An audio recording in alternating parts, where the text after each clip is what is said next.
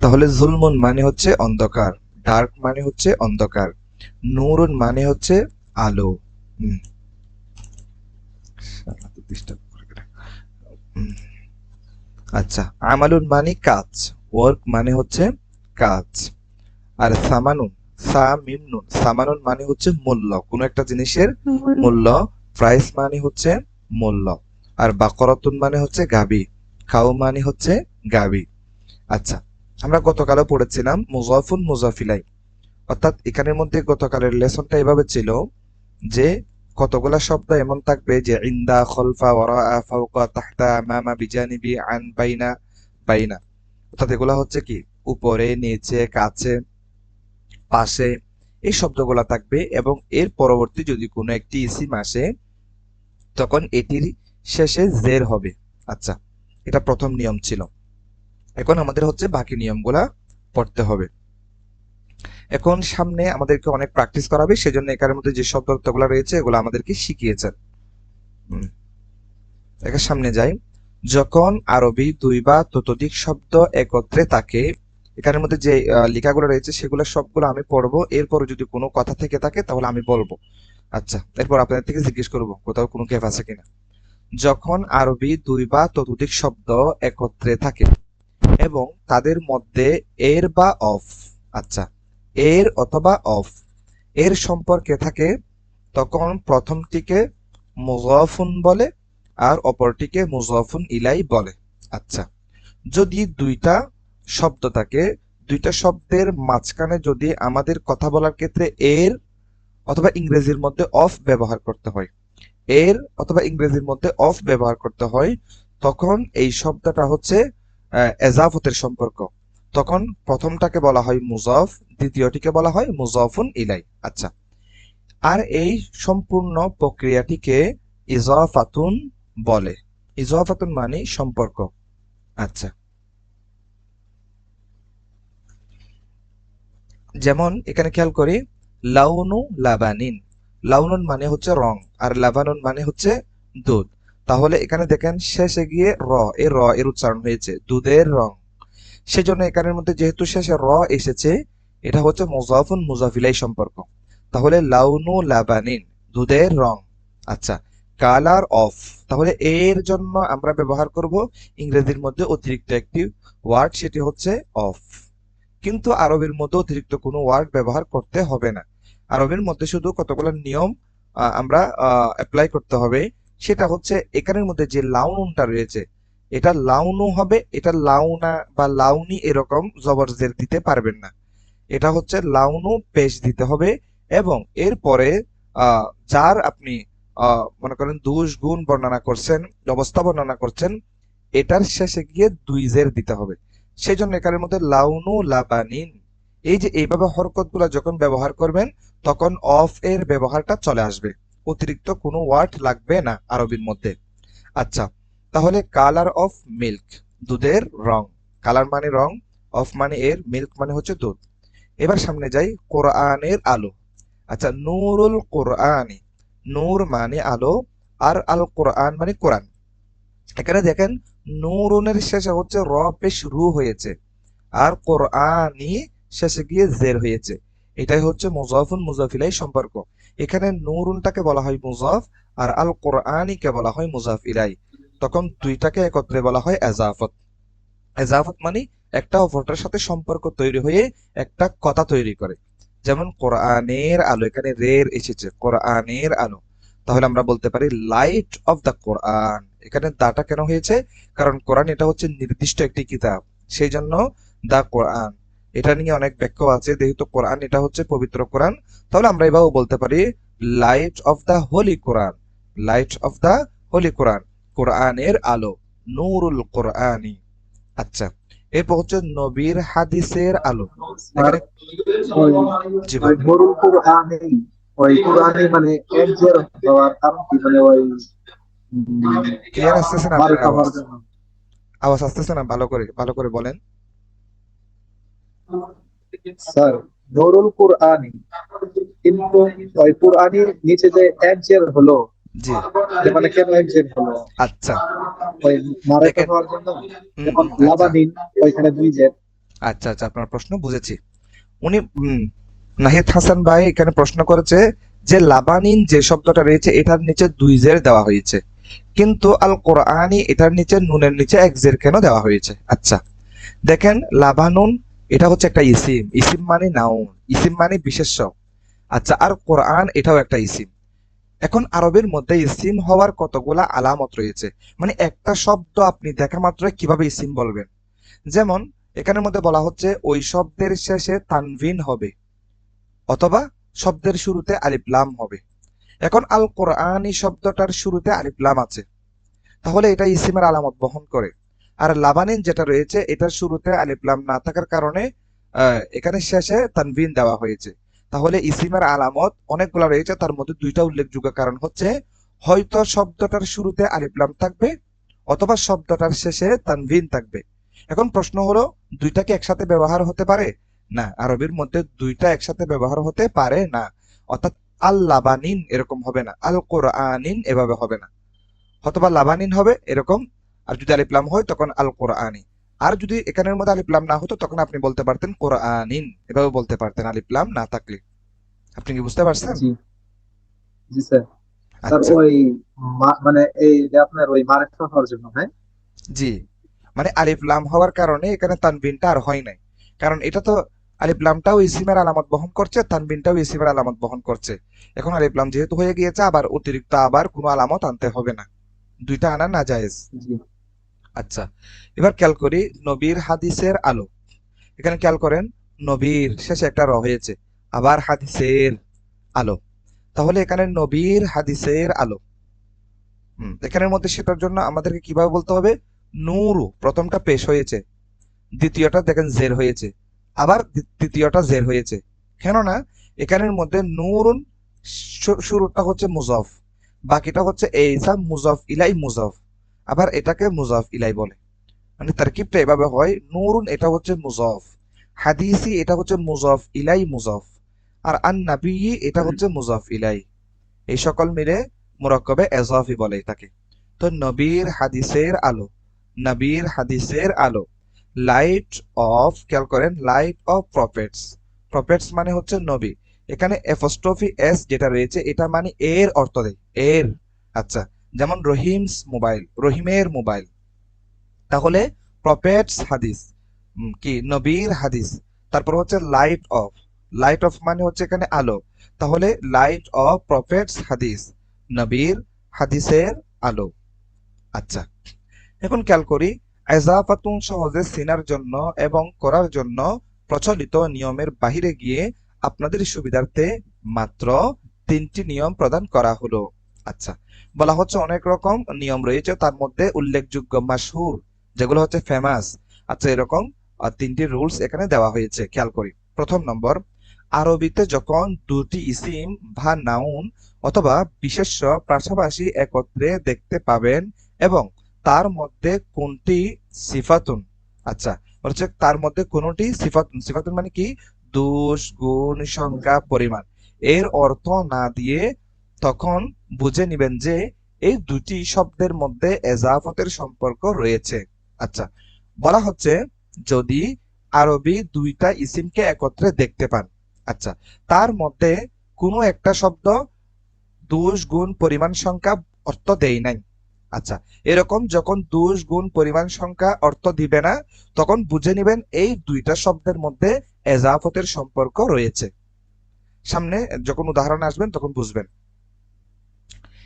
এক্ষেত্রে আপনি প্রথম শব্দটি শেষে একটি পেশ দিবেন আর দ্বিতীয়টি শব্দের শেষে দুইটি জের প্রদান করবেন। আর যদি আলিফ লাম থাকে তখন এক জের দিবেন। আচ্ছা, এটা যেমন কিতাবু রশিদিন, তাহলে এখানে কিতাবুটা কোনো দোষ গুণ পরিমাণ সংখ্যা বোঝাই নাই, রশিদিন এখানেও কোনো দোষ গুণ পরিমাণ সংখ্যা বোঝাই নাই। আচ্ছা, তাহলে কিতাবু রশিদিন, রশেদের কিতাব, রশেদের বই, রাশেদের বই। কলামু খালিদিন, খালেদের কলম।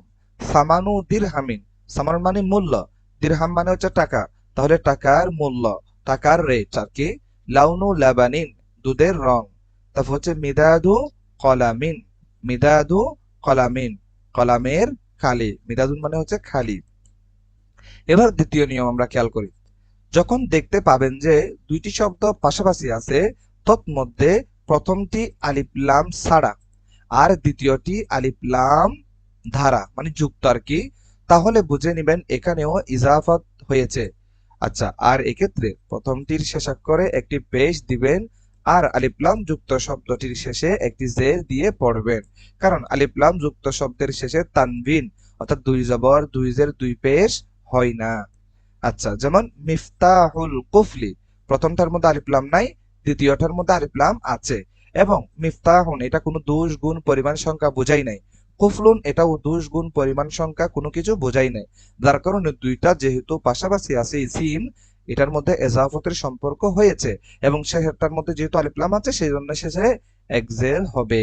মিফতাহুল কুফলি তালার চাবি, মিফতাহুন মানে হচ্ছে চাবি আর কুফলুন মানে হচ্ছে থালা। তারপর হচ্ছে তিলমিজুল মাদ্রাসাতি, মাদ্রাসার ছাত্র, তিলমিজুল মানে হচ্ছে ছাত্র স্টুডেন্ট, আল আল মাদ্রাসা, আল মাদ্রাসা মানে হচ্ছে শিক্ষা প্রতিষ্ঠান আর কি।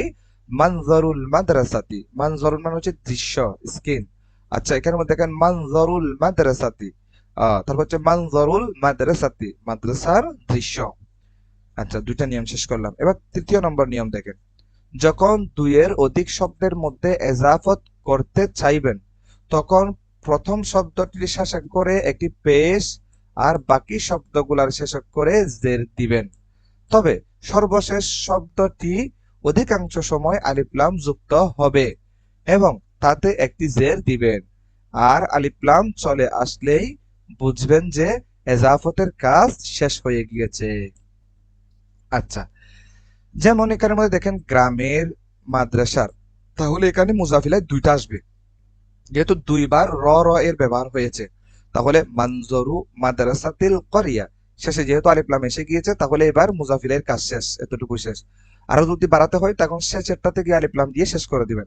তাহলে মানজরু মাদ্রাসাতিল করিয়া, মানজরু মানে দৃশ্য, মাদ্রাসা মানে মাদ্রাসা, আল করিয়া মানে গ্রাম, তাহলে হবে কি গ্রামের মাদ্রাসার দৃশ্য। ওয়াকতু সলাতিল ইশাই, ওয়াক্তুন মানে সময়, সলাতুন মানে নামাজ, এশা মানে এশার আর কি, তাহলে হবে কি এশার সালাতের সময়। ইমামু মসজিদিল মাদিনাতি, আচ্ছা ইমামুন মানে হচ্ছে ইমাম নেতা আর কি, মসজিদিল মাদিনা, মাদিনা শব্দের অর্থ হচ্ছে শহর, তাহলে হবে শহরের মসজিদের ইমাম। কুফলুন মানে তালা, লক, লক মানে হচ্ছে তালা। ওয়াক্তুন মানে সময়, টাইম মানে সময়। সলাতুন মানে নামাজ, প্রেয়ার অর্থ নামাজ। এতক্ষণ পর্যন্ত আমরা আরবির মধ্যে তিনটা নিয়মের মাধ্যমে মুজফ মুজাফিলাই আমরা শিখেছি। এখন আমরা শিখবো ইংরেজি এবং আরবি দুইটা একসাথে। যেমন খেয়াল করি, বলা হচ্ছে মহিলাদের মাথার পর্দা, মহিলাদের মাথার পর্দা, তাহলে এখানে খেয়াল করুন মহিলাদের শেষে একটা র, মাথার একটা শেষে র, তাহলে এখানে মুজাফ ইলাই দুইটা হবে। যেমন হিজাবু রাসিন নিসাই, হিজাবুন এটা মুজাফ, রাসি মুজাফ ইলাই মুজাফ, আর নিসাই মুজাফ ইলাই, তাহলে হিজাবু রাসিল নিসাই, রাসিল নিসাই। আচ্ছা, তাহলে কাবার অফ ওমেন্স হেড, খেয়াল করেন কাবার মানে কতবার পড়েছিলাম হচ্ছে পর্দা, অফ মানে এর, ওমেন্স মানে হচ্ছে মহিলা, তাহলে এখানে ওমেন্স দিছে মহিলার, হেড মানে হচ্ছে মাথা। আচ্ছা, তাহলে এখানে হবে কাবার অফ ওমেন্স হেড, মহিলাদের মাথার পর্দা, হিজাবু রাসিন নিসাই। তারপর দেখি মানুষের সেবা, খিদমাতুন নাস, খিদমা মানে হচ্ছে সেবা, নাস মানে হচ্ছে মানুষ, তাহলে হবে কি খিদমাতুন নাস, যেহেতু আলিফ লাম আছে সেজন্য এক্সের হবে, মুজাফ মুজাফিলায়, তাহলে হবে কি service of the mankind, service মানে হচ্ছে সেবা, অফ মানে এর, দা ম্যানকাইন্ড মানে হচ্ছে মানুষ। আচ্ছা, তাহলে মানুষের সেবা। তারপর খেয়াল করি টাকার মূল্য, সামানু দিরহামিন, সামানু দিরহামিন টাকার মূল্য, price of money, price of money, price money মূল্য, অফ মানি এর, মানি মানে টাকা, অর্থাৎ অর্থ হবে টাকার মূল্য। তারপর বলতে পারি গাভীর দুধের রং, লাউনু লাবানিল বাকরাতি, লাউনু লাবানিল বাকরাতি, এখানের মধ্যে লাবানিন না হয়ে এখানে একজের হয়েছে, কারণ হলো এই নুনটা গিয়ে আবার লামকে ধরতে হচ্ছে, তো দুই জের থাকলে এরকম ধরার কোনো নিয়ম নাই, সেজন্য এখানে একজের দেওয়া হয়েছে সুবিধার্থে। নাহিদ হাসান, আপনার কোনো প্রশ্ন? জি না স্যার। আচ্ছা, তাহলে লাউনু লাবানিল বাকরাতি, যেহেতু এখানে নুনটা গিয়ে লামটাকে ধরতেছে, সেজন্য এখানে যদি দুই জের দিলে কেন জানি ধরার মধ্যে কষ্ট হয়ে যাচ্ছে, সেজন্য এখানের মধ্যে এক জের দেওয়া হয়েছে। লাউনু লাবানিল বাকরাতি, গাভীর দুধের রং। Colour of cow's milk. আচ্ছা, কালার মানে রং, অফ মানে এর, কাউ মানে হচ্ছে গাভী, আর এস মানে হচ্ছে গাভীর। আচ্ছা, মিল্ক মানে দুধ। এবার খেয়াল করি বাজারে যাওয়ার রাস্তা।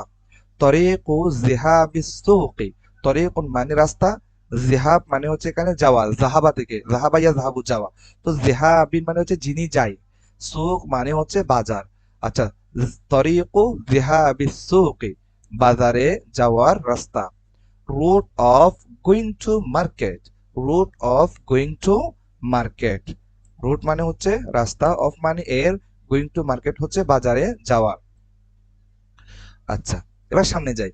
এতক্ষণ যে বাক্যগুলো পড়লেন তা আসলে পূর্ণ অর্থবহ বাক্য নয়। আচ্ছা, এখানের মধ্যে যে কথাগুলা রয়েছে, এখানের মধ্যে বলা হচ্ছে কথাগুলা কোনো একটা বাক্য পরিপূর্ণ অর্থ দেয় নাই। আচ্ছা, এটা কি বলছে? যদি মুজফ ইলাই এবং মুজফ ইলাই মিলে হয় এজাফত। এজাফত এই কথাটা কোনো একটা বাক্যের অংশ হয়, পরিপূর্ণ একটা বাক্য হয় না, শুধুমাত্র একটা বাক্যের জুজ হয়। জুজ মানে অংশ। আচ্ছা, সেজন্য বলা হচ্ছে এতক্ষণ যে বাক্যগুলো পড়লেন তা আসলে পূর্ণ অর্থবহ বাক্য নয়, বরং পূর্ণ বাক্য হবে তখন যখন এই বাক্যগুলোর শুরুতে ইসমুল ইশারা যেটা আমরা পূর্বে পড়েছিলাম, ডেমোস্ট্রেটিভ প্রনাউন বা নির্দেশক শব্দ ব্যবহার করবেন। যেমন আমরা পূর্বে পড়েছিলাম মানজরু মাদ্রাসাতিল করিয়া, গ্রামের দৃশ্য, গ্রামের আহ, গ্রামের মাদ্রাসার দৃশ্য। মাদ্রাসার দিকে। এখন এই হাজাটা এসে কি করবে? এখানে হাজা শব্দটা এসে এটা মুক্তাদা হয়ে যাবে, বাকি সবগুলা খবর হয়ে যাবে। তখন মুক্তাদা খবর মিলে একটা জুমলা ইসমিয়া হয়ে পরিপূর্ণ একটা কথা দিবে, যে বলা হচ্ছে ইহা মাদ্রাসার, গ্রামের মাদ্রাসার দৃশ্য। তাহলে আমরা বুঝতে পারলাম উনি আমাদেরকে একটা সিন দেখিয়েছে মোবাইল থেকে অথবা ছবি থেকে, যে উনি আমাদেরকে বোঝাতে চাচ্ছেন এটা হচ্ছে আমাদের মাদ্রাসার গ্রামের দৃশ্য। তাহলে এটা আমরা বুঝে নিলাম। আচ্ছা, অর্থাৎ মুজফ মুজফিলাই শুধুমাত্র পরিপূর্ণ বাক্য হতে পারবে না, এটার জন্য মুক্তাদা লাগবে বা সামনে আরো কিছু এরকম লাগবে, যে কোনো একটা জুমলা হতে হবে। জুমলা হয় দুই প্রকার, একটা হচ্ছে জুমলায়ে ফেলিয়া আর একটা হচ্ছে জুমলায়ে ইসমিয়া। যদি ইসিম দ্বারা, নাম দ্বারা যদি কোনো শব্দ শুরু হয়, তখন ওই বাক্যটার নাম, জুমলাটার নাম হচ্ছে জুমলায়ে ইসমিয়া। আর যদি ফেল দ্বারা যদি কোনো বাক্য শুরু হয়, তখন এটাকে বলা হয় জুমলায়ে ফেলিয়া। আচ্ছা, আবার কতগুলো এমন স্যার রয়েছে শর্তযুক্ত, যেমন যদি তুমি আসো আমি যাব এরকম, তখন এটা বলে জুমলাই শারতিয়া, যেগুলো সামনে আসবে ইনশাআল্লাহ। এটি হলো গ্রামের মাদ্রাসার একটি দৃশ্য। এই বাক্যটি একটি পূর্ণাঙ্গ অর্থবহ বাক্য, যাকে বলা হয় জুমলা। আচ্ছা, আবার স্যার লক্ষ্য করুন ওই যে, মুক্তদা খবর সম্পর্কে একটা জি ক্লিয়ার করে দিতেন। জি, ওই মুক্তদা খবর সম্পর্কে একটু ক্লিয়ার করে দিতেন। মুক্তাদা খবর সম্পর্কে বলতাম। জি। আচ্ছা, এদের মুক্তাদা খবর সম্পর্কে এখানে আসতেছে, ক্লিয়ার করে দেবো ইনশাআল্লাহ। আচ্ছা, জি আবার লক্ষ্য করুন যে ডেমোস্ট্রেটিভ প্রনাউন বা ইসমুল ইশারা বাদ দিয়ে যদি বাক্যটির শেষে, খেয়াল করুন অনেক সুন্দর কথা বলছে, যে শুরুতে আমরা ডেমোস্ট্রেটিভ প্রনাউন বা ইসমুল ইশারা বাদ দিয়ে বাক্যটির শেষে যদি একটা এজেক্টিভ, এজেক্টিভ মানে হচ্ছে কোনো একটা সিফত, কোনো একটা গুণ যদি আমরা যোগ করি, তাহলেও তা একটি পূর্ণাঙ্গ অর্থ বাক্য হবে। যেমন আমরা বলতে পারি মানজরু মাদ্রাসাতিল করিয়াতি। এতটুকু পর্যন্ত পূর্বে ছিল, কিন্তু এটা পূর্বে কোনো একটা পরিপূর্ণ বাক্য ছিল না। এখন যখন আমরা একটা সিফতকে যুক্ত করব, যেমন আমরা বলতে পারি গ্রামের মাদ্রাসার দৃশ্য কেমন সুন্দর, জিদ্দান খুবই, তাহলে জামিলুন জিদ্দান খুবই সুন্দর। তাহলে উনি আমাদেরকে বোঝাইতে চাইলো যে গ্রামের মাদ্রাসার দৃশ্যটা অনেক সুন্দর। তাহলে আমরা কথাটা বুঝে নিলাম, তখন এটা মৌসুফ সিফাত হয়ে পরিপূর্ণ একটা বাক্য হয়ে যাবে। গ্রামের মাদ্রাসার দৃশ্য অনেক সুন্দর। The scene of madrasa of the village is very nice. আচ্ছা, দ্য সিন দৃশ্য, অফ এর, মাদ্রাসা অর্থাৎ মাদ্রাসার, অফ দ্য ভিলেজ গ্রামের, ইজ হয় ভেরি নাইস খুবই চমৎকার বা খুবই সুন্দর। ভেরি মানে খুবই, নাইস মানে চমৎকার বা সুন্দর।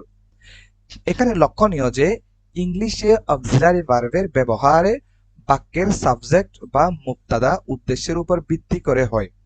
আচ্ছা, খেয়াল করি ইংলিশের মধ্যে আমরা অক্সিলারি ভার্ব নিয়ে পূর্বে আলোচনা করেছিলাম।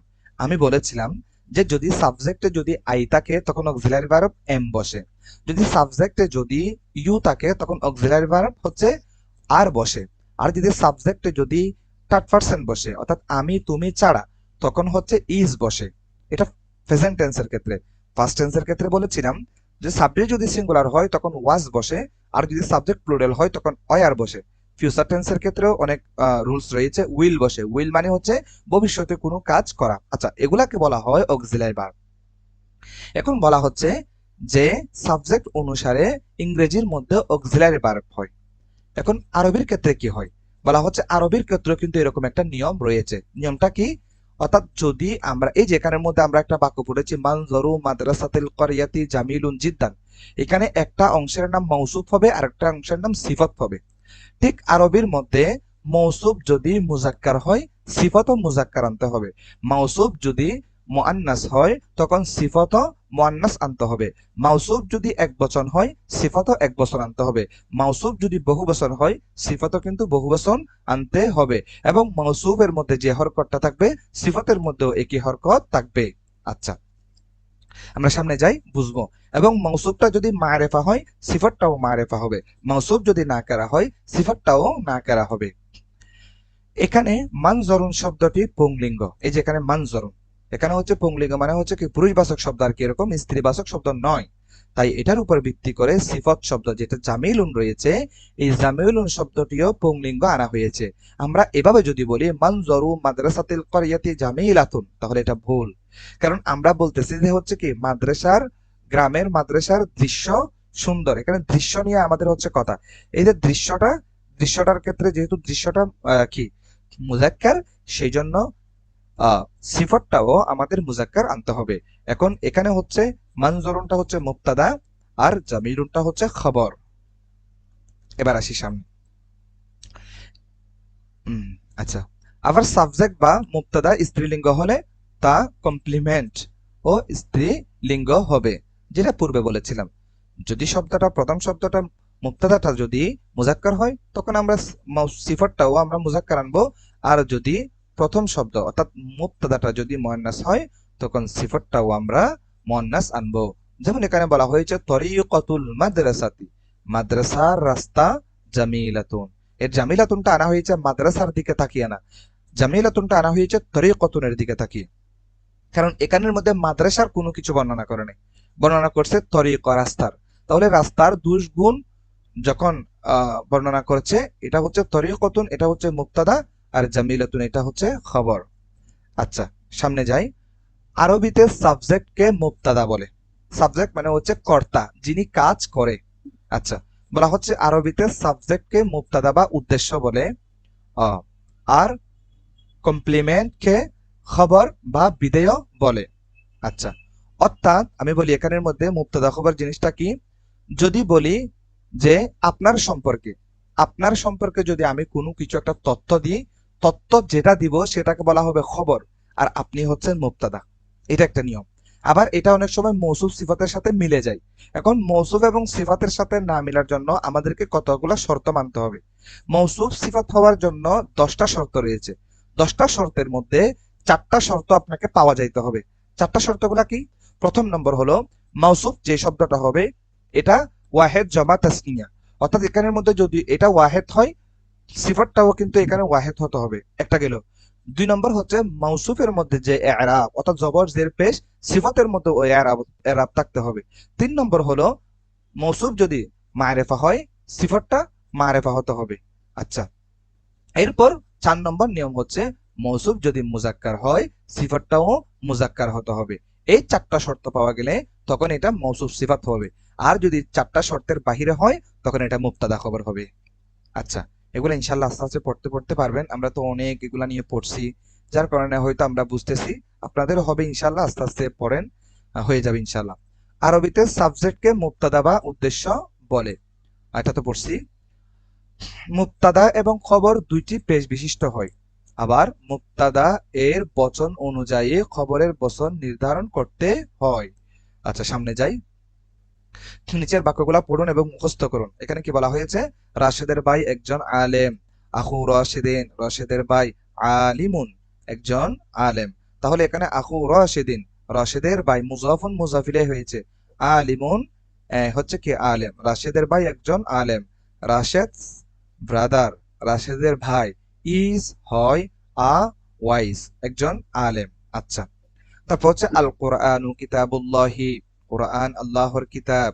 দা কোরআন ইজ আল্লাহস বুক, বলা হচ্ছে কি দা কোরআন, কোরআন ইজ হয়, আল্লাহস মানে হচ্ছে আল্লাহ, বুক মানে হচ্ছে বই। মুহাম্মদ সাল্লাল্লাহু আলাইহি ওয়াসাল্লাম আল্লাহর রাসূল। আচ্ছা, তাহলে আমরা বলতে পারি কি মুহাম্মাদুন রাসূলুল্লাহ সাল্লাল্লাহু আলাইহি ওয়াসাল্লাম, মুহাম্মদ সাল্লাল্লাহু আলাইহি ওয়াসাল্লাম আল্লাহর রাসূল। Muhammad is আল্লাহস Messenger. আচ্ছা, রসুল মানে হচ্ছে বার্তাবাহক, মেসেঞ্জার মানে হচ্ছে বার্তাবাহক, যেনার মাধ্যমে আল্লাহ বার্তা দিয়েছেন, আমাদের জন্য কোরআন পাঠিয়েছেন, আমাদের জন্য সুসংবাদ পাঠিয়েছেন। আচ্ছা, তারপর হচ্ছে কাবা আল্লাহর ঘর, আল কাবাতু বাইতুল্লাহি, কাবা মানে কাবা, তারপর হচ্ছে বাইতুল মানে ঘর, আল্লাহ মানে আল্লাহ, তাহলে কাবা আল্লাহর ঘর। কাবা ইজ আল্লাহস হাউস, হাউস মানে বাড়ি, হাউস মানে ঘর। আচ্ছা, তারপর হচ্ছে তালামিজু হাদিহিল মাদ্রাসাতি আলিমুনা, এই মাদ্রাসার ছাত্ররা আলেম। আচ্ছা, খেয়াল করি তালামিজু হাদিহিল মাদ্রাসাতি, বলা হচ্ছে এই মাদ্রাসার ছাত্ররা। এটা চাইলে আমরা এভাবে বলতে পারি হাদিহিল মাদ্রাসাতি তালামিজু আলিমুনা, এভাবে বলতে পারি এই মাদ্রাসার ছাত্ররা আলেম। দ্য স্টুডেন্টস, ছাত্ররা, অফ দিস মাদ্রাসা, এই মাদ্রাসার, আর হয় ওয়াইস আলেম। আচ্ছা, কোরআনের ভাষা আরবি, লিসানুন মানে হচ্ছে ভাষা, আল কোরআন মানে কোরআন, তাহলে লিসানুল কোরআনি, কোরআনের ভাষা, আরবিয়ুন আরবি। দা ল্যাঙ্গুয়েজ, ল্যাঙ্গুয়েজ মানে হচ্ছে ভাষা, অফ দা কোরআন, কোরআনের, তাহলে কোরআনের ভাষা, ইজ হয়, এই পুরোটা হচ্ছে সাবজেক্ট, পুরোটা হচ্ছে সাবজেক্ট, ইজ এটা হচ্ছে অক্সিলারি ভার্ব, তারপর এই অ্যারাবিক এটা হচ্ছে অবজেক্ট। বলা হচ্ছে কি the language of the Quran is Arabic, কোরআনের ভাষা আরবি। মুসলমানরা আল্লাহর বন্ধু, আল মুসলিমুনা, এখানের মধ্যে মুসলিমুনা জমা, যেহেতু মুসলমানরা বলেছে, তাহলে আহবাবুল্লাহি, হুব্বুনের জমা হচ্ছে আহবাবুন, আহবাবুন মানে হচ্ছে এমনি হুব্বুন শব্দের অর্থ হচ্ছে ভালোবাসা, তো এখানে মুসলিমুনা যেহেতু বলা হয়েছে, তাহলে তার পরবর্তী যখন আমরা কোনো একটা শব্দ আনবো এটাও জমা আনতে হবে। আল মুসলিমুনা আহবাবুল্লাহি, মুসলমানরা আল্লাহর বন্ধু। আচ্ছা, দা মুসলিমস, এখানে এস লাগিয়ে প্লুরাল করা হয়েছে, দা মুসলিমস, মুসলমানরা, আর হয় আল্লাহর ফ্রেন্ডস, আল্লাহর বন্ধু। নামাজ জান্নাতের চাবি, as-সালাতু মিফতাহুল জান্নাতি। আচ্ছা, as-সালাত মানে নামাজ, মিফতাহ মানে হচ্ছে চাবি, জান্নাত মানে জান্নাত। আচ্ছা, প্রেয়ার ইজ দ্য কি অফ প্যারাডাইস, বলা হচ্ছে কি প্রেয়ার মানে হচ্ছে ইবাদত, ইজ হয় দ্য কি, কি মানে হচ্ছে চাবি, টু প্যারাডাইস, এখানের মধ্যে টুটা হচ্ছে প্রিপজিশন, এগুলা হচ্ছে যে এখানের মধ্যে প্যারাডাইস, আমরা হচ্ছে জান্নাতে যাব, তো যাওয়ার ক্ষেত্রে ইঙ্গিত করার ক্ষেত্রে এখানে টুটা ব্যবহার হয়েছে। প্রিপজিশনের অনেক রকম ব্যবহার রয়েছে, এগুলো ব্যবহার করতে করতে ইনশাআল্লাহ শিখে যাবেন। প্রেয়ার ইজ দ্য কি টু প্যারাডাইস, বলা হচ্ছে কি নামাজ জান্নাতের চাবি। তারপর হচ্ছে আম্মু মাজিদিন, মাজিদের চাচা, তবিবুন ডাক্তার, মাজিদের চাচা একজন ডাক্তার। আচ্ছা, এখানে একজন কেন নিয়েছে, কারণ আমরা পড়েছিলাম একদম শুরুর ক্লাসে কিতাবুন একটি কিতাব, তারপর হচ্ছে কি মাদ্রাসাতুন একটি মাদ্রাসা, তাহলে কোন শব্দের শেষে যখন তানবিন হবে তখন একটি অর্থ দিবে, তাহলে তবিবুন মানে হচ্ছে একজন, তাহলে আমরা বলতে পারি মাজিদ, মাজিদ আঙ্কেল, মাজিদের চাচা, ইজ হয় আ ডক্টর, একজন doctor.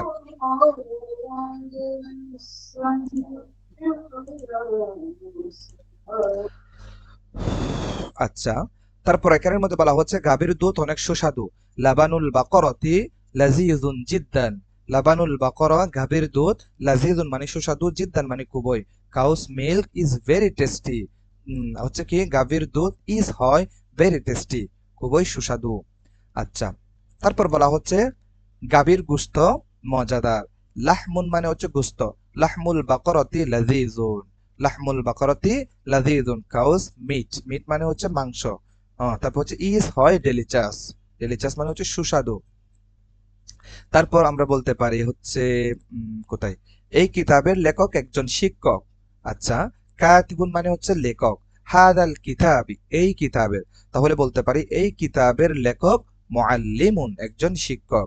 The writer of this book is a teacher, the writer লেখক, অফ দিস বুক এই বইয়ের, এই বইয়ের লেখক, ইজ হয় আ টিচার একজন শিক্ষক। আমাদের নেতা মুহাম্মদ সাল্লাল্লাহু আলাইহি ওয়াসাল্লাম আর কাফেরদের নেতা শয়তান। ইমামুনা আমাদের নেতা, মুহাম্মদ সাল্লাল্লাহু আলাইহি ওয়াসাল্লাম। ওয়া কায়িদুন, কায়িদুন এটাও হচ্ছে নেতা বোঝে আর কি, লিডার, বস এরকম অর্থ দেয়। তো এখানের মধ্যে আমাদের নবীর সম্মানে ইমামুন ব্যবহার করেছে, আর কাফেরদের ক্ষেত্রে এখানের মধ্যে ওয়া কায়িদুন বলা হয়েছে। কায়িদুন মানেও বস এরকম অর্থ দেয়। ওয়া কায়িদুল কাফারতি শাইতান, আচ্ছা কাফেরদের নেতা শয়তান।